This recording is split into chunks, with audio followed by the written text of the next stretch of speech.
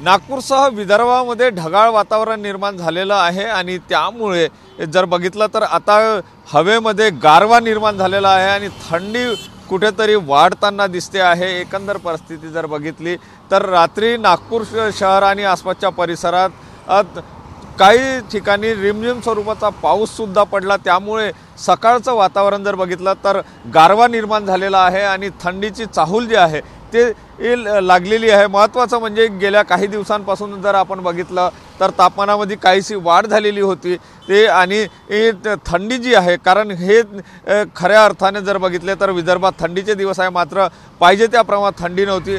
आता कुठेतरी रात्री काही ठिकाणी पावसाच्या सरी कोसळल्या, त्यानंतर ढगाळ असं वातावरण निर्माण झालं, त्यामुळे आता थंडी यायला कुठेतरी सुरुवात झाल्याचं चित्र पाहायला मिळते आहे। आणि आता खऱ्या अर्थाने पुढच्या काळामध्ये नागपूरसह विदर्भामध्ये थंडीचं वातावरण पाहायला मिळण्याची शक्यता आहे। Cameraman size Sunil Dhage, TV9 Marathi, Nagpur.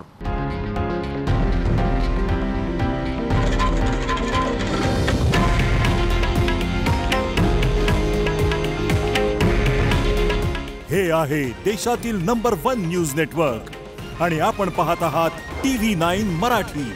काळजी तुमची, हित महाराष्ट्राचं।